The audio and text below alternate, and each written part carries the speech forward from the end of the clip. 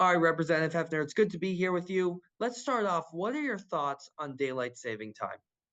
You know, Michael, it's one of the issues, believe it or not, that we hear from people just a ton. So many people want to see it one way or the other.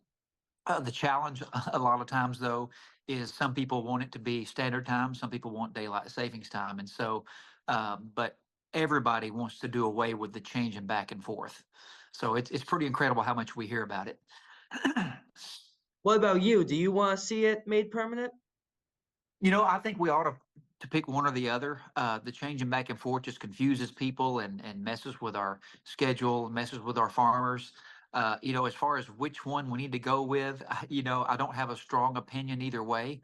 I would like to hear from my constituents and everything. The way it's set up, we can go to permanent standard time, but in order to go to permanent daylight savings time, we have to have approval from the federal government. So, but anyway, like you said, the House passed that last session to go to permanent daylight savings time, and the Senate didn't move it.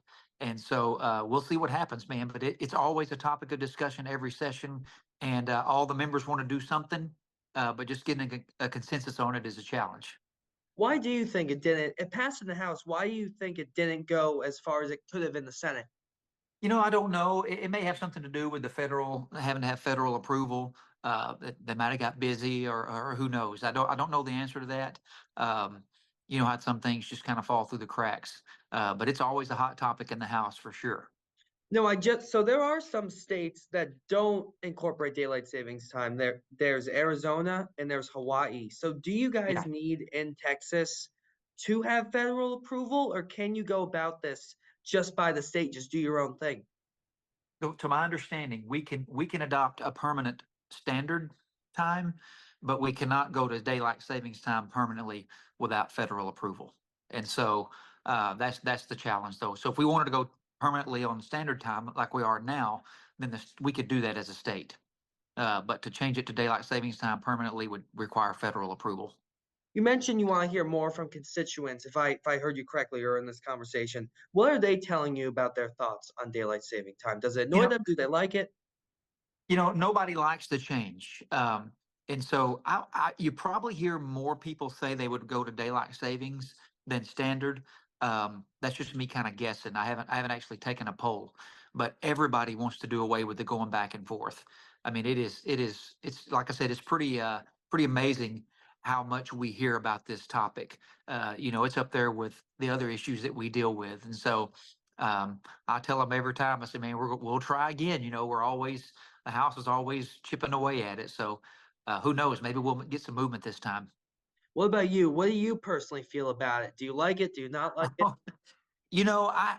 I kind of like the standard time, but I don't have a strong feeling. I would want to hear from my constituents and get a good feel for it.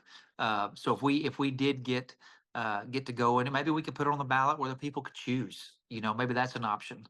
Um, but anyway, it's an interesting issue, and it's something that I do believe we ought to do away with and pick one or the other. How much of a priority would you say this is for you in the upcoming legislative session? Is it a high priority, low priority? I was probably in the middle. It's probably a mid priority. There's going to be a lot of hot topics. We're going to be looking at property taxes, border security, government efficiency, trimming the size of our government, and all the other things that we plan to work on. But I mean, we hear about it quite a bit. And so it's not a hugely controversial issue. And so it's not one that gets bogged down, from the pressures. But like I said, getting everybody lined up on the same page it's a trick. So let's say a similar bill to last legislative session comes to the floor again. How would you vote on it this legislative session? Do you know how you'd Yeah, vote on it?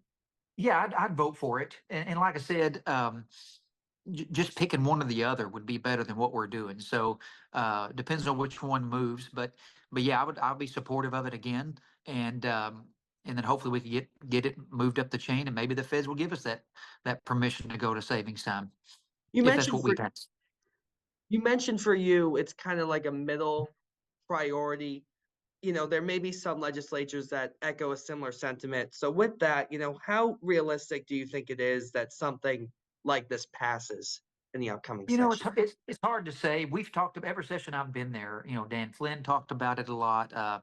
He was one that kind of carried the torch of that when he was here. And so, you know, I don't know. You just never know. But we've discussed it. We've had bills on it every session that I've been there, and so I think it'll be a topic of discussion. It'll be interesting, kind of something that we can talk about and bat it around, talk about the positives and the negatives.